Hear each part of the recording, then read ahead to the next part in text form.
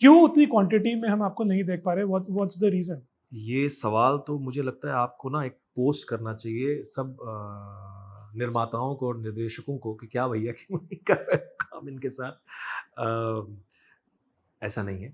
कई कुछ चीज़ें आती हैं जो मुझे समझ नहीं आती हैं और उसमें से ज़्यादा चीज़ें ऐसी होती हैं शायद उनको समझ नहीं आती हैं मेरे बारे में। क्या होता है कि हम एक कलाकार को ना बस उसी तरह से देखना चाहते हैं। हुँ, मेरे पास कुछ चीज़ें ऐसी आईं जो मैं कर चुका था, चाहे वो गदर में की हों या किसी और में की हों। अब मैंने पंडित भी किया हुआ है पहले, जनरल भी किया हुआ है 2 बार। अब आगे भी लोग आपको वैसा ही देखना चाहते हैं। मैं तकरीबन-तकरीबन वो ठुकरा देता हूँ। मुझे अच्छा नहीं लगता, क्योंकि हूँ तो मैं ही, मेरी आवाज़ होगी, मेरी शक्ल होगी और मैं वैसा ही कुछ करता हुआ नज़र आऊँगा तो बड़ा मोनोटोनस सा हो जाऊँगा। मैं बिल्कुल वैसा ही हो जाऊँगा जैसा मैं करता रहा हूँ या मैं और कितना भी मैं कोशिश करता हूँ हर बार। मुझे पता है कि अगर यहाँ पर 15 जर्नल्स बैठे हों, 15 पंडित बैठे हों, सबकी कॉस्ट्यूम भी सेम होगी, सबके ओहदे सेम हैं, लेकिन सबका अपना-अपना व्यक्तित्व है, वजूद है, पर्सनैलिटी है। वो मेरी कोशिश होती है कि मैं उस पर्सनैलिटी को जिऊँ, फिर मैं उस पर्सनैलिटी को जिऊँ, मैं हुँ, वैसा बन पाऊँ, हुँ, लेकिन कितनी बार कर पाऊँगा सेम टू सेम। जब मुझे चाणक्य बनाया गया था तब मुझे मेरे बाल हुआ करते थे।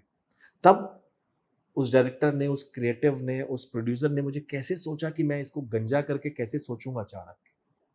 तो अब मुझे क्यों नहीं कोई सोचता कि इन्हें बाल लगा के मैं कैसे सोचूँगा? कैसे दिखाऊँगा, कैसे लगेगा ये आदमी? क्यों मैं इसे सिर्फ़ वही रोल्स देता हूँ जो मैं देख चुका हूँ? एक तो सबसे बड़ा रीज़न ये हो सकता है कि जो आप मुझे ज़्यादा नहीं देख पा रहे होंगे, क्योंकि मैं ही ज़्यादातर मना कर देता हूँ कि नहीं इस तरह के रोल्स नहीं, सेम नहीं, कुछ अलग दीजिए मैं ज़रूर करूँगा।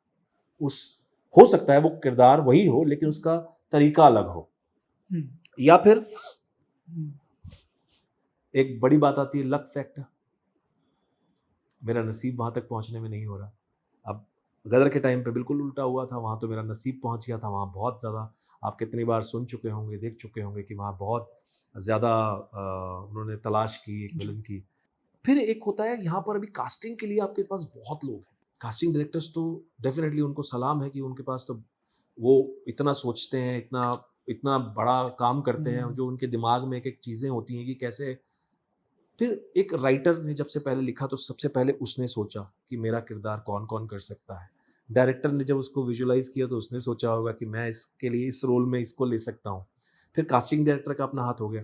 फिर प्रोड्यूसर का कोई अपना आदमी है कि मेरा कोई आदमी या मेरा कोई दोस्त होना चाहिए या कोई ऐसा होना चाहिए। तो बहुत सारी चीज़ें। फिर आप उन सब चीज़ों को पार करते हो उस रोल तक पहुँचे। तब आपको जाके वो रोल मिलता है।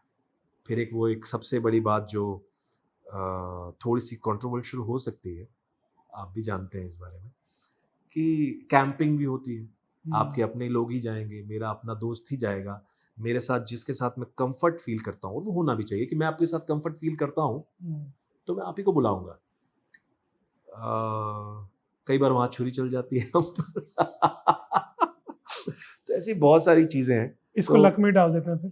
तो ये लक फैक्टर है। लास्ट तो लक है मैंने या कहा ना कि यहाँ तो हुँ, आप जब होना है, तो फिर कोई रोक नहीं सकता बिल्कुल। और जब नहीं होना तो फिर कोई कर नहीं सकता, वो कर सकता है।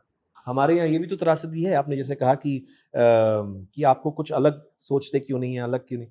मैंने कहा आज तक गंजा यहाँ हीरो एक्सेप्ट ही नहीं हुआ है, हमारे हिंदुस्तान में। फ़ॉरेन में तो हम देखते ही हैं, आम बात है।